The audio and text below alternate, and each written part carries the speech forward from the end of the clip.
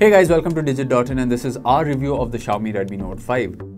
Despite the taller univisium display, it's not exactly bezel-less. The top and bottom part of the screen are quite spacious. A thin but distinct black border runs along the edge of the display, keeping it from being truly bezel-less. Apart from the slight difference in width and the rather ugly camera bump, there isn't much separating the Redmi Note 5 from its predecessor. Ergonomically speaking, it's not really a bad thing. The rear-mounted fingerprint sensor is still in the most accessible position, while the diamond-cut lines render a premium feel. Xiaomi's choice of materials in building the Redmi Note 5 is interesting. The phone is made out of a combination of metal and plastic. The top and bottom sections that house the antennas are plastic, while the rest of the phone is made out of metal. Metal is more resistant to wear and tear, but plastic is a better shock absorber and quite resistant to bends and dents when dropped. There is an overall symmetry in the design that gives a polished and minimalistic feel to the phone. It irked me to find an old micro USB port instead of a USB Type-C, which is quickly becoming the standard. The Redmi Note 5 sports a taller 5.99-inch Full HD Plus IPS LCD display. Also, despite the taller display, the Redmi Note 5 maintains the width of a traditional 5.5-inch panel, so you get more screen real estate to play with. The Redmi Note 5 is not the first phone to sport a taller display in its price range, but it is surely one of the better looking ones. It's pleasantly bright with a luminance rating of 570 nits with auto brightness turned off. The typical Xiaomi signature of warm tones, deep contrast and darker blacks are all there. At full brightness, the display may feel a little washed out and sunlight legibility is just about enough. Xiaomi also offers some customization to the display, notably in offering 3 color modes: warm, standard and cool, and 2 contrast modes. But truth be told, you will be better off keeping the colors in standard mode and maintaining the automatic contrast option. There is also a nifty reading mode that puts a monochrome tint over the display, much like an e-ink panel. The camera on the Redmi Note 5 is indeed better than its predecessor, but nothing stellar though. It's the sort of evolutionary improvement you would expect from one generation to another.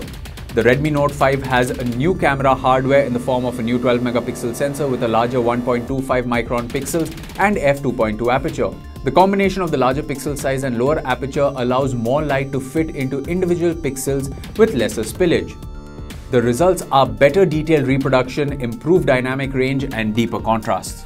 Nevertheless, the Redmi Note 5 takes photos that are good for social media and amateur photography. After spending some time with the phone, I realized the image sensor is quite sensitive, so much so that the performance is somewhat inconsistent. The camera on the Redmi Note 5 is also high on contrast. This is more apparent in indoor shots with a singular source of light. The camera darkens the edges of the frame to prevent the light from spilling out and overexposing the shot, keeping the area under focus well lit. As for dynamic range, the Redmi Note 5 is not the best, but it's certainly better than most. HDR is turned off by default, but once you turn it on, you can notice the difference it makes to the photo when taking shots against direct sunlight by lighting up the portraits that are shadowed by the sun. If you are shooting under the sky, prepare to see highly warmified images. Also, the HDR mode is slow to process the images. It's not exactly a shutter lag, but the camera app just freezes when the photo is processing. You cannot take one HDR shot right after another, which is a bummer. Some cons of low-light photography include the lack of focus, noise, and significant loss in details and sharpness. If you are a selfie addict, I suggest you give this one a skip and go for the elder Redmi Note 5 Pro. The 5-megapixel front camera is just about adequate to capture your face. There's heavy softening effect with the beauty mode turned on. The front-facing camera is also accompanied by a front-facing flash to apparently improve low-light selfies. But if you have to take selfies where the light is poor, the flash won't do much good. While most phones evolve in terms of internal hardware over a generation, the Redmi Note 5 seems once again stuck in the past, using the same internals as its predecessor. It's surprising to see Xiaomi phones evolve with stagnated performance. The Snapdragon 625 is clearly Xiaomi's favorite chipset, and it is what powers the Redmi Note 5. The smartphone works and behaves exactly like all other phones with the same chipset. There really aren't any surprises. Even the benchmark results are in the usual range.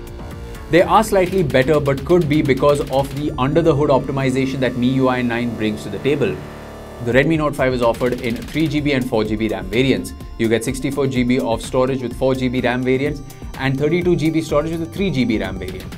If you are looking for a boost in performance, this isn't the version to go for. The larger Redmi Note 5 Pro is of course faster than this one. The Redmi Note 5 runs on MIUI 9 based on Android 7.1.2 Nougat. That's quite disappointing as Android Oreo has been out there for quite some time now. The Redmi Note 5, despite its aging internals, has more juice to offer than its predecessor. The same 4000 mAh battery lasted astonishingly long. It's going to be a task to drain this battery. The discharge is slow and steady. After a regular workday that involved an hour of listening to music, some more hours of browsing social media and reading some articles and taking photos, interspersed by occasional phone calls and replies to messages online, I had around 40% of juice left. That's more than what most flagships offer. If you need a phone that lasts long, really long, this is without a doubt the phone to get. The Redmi Note 5 charges about 30% in about 30 minutes. That means you can't quickly charge the phone as there's considerable capacity to fill. It takes about 2 hours to charge the phone to maximum capacity. However, seeing how the battery lasts well over a day, it's likely you will only have to charge the phone once every night. The review may come off as positive, but truth be told, the Redmi Note 5 is really the Redmi Note 4 fitted with a taller display and a slightly better camera. If you are using the Redmi Note 4, it may not be justifiable to buy this one. The more powerful Redmi Note 5 Pro is much more justified for an upgrade. However, if you are evolving from a budget phone or even looking for a reliable mid-range, the Redmi Note 5 is undoubtedly one of the best out there. Remember that the Redmi Note 5 may be rendered obsolete quicker than its predecessors because of the associate houses. Nevertheless, the Redmi Note 5 with its bright 18:9 display and decent camera should enjoy the moment till it lasts. Thank you for tuning in, and for more videos like this one, you can subscribe to our channel.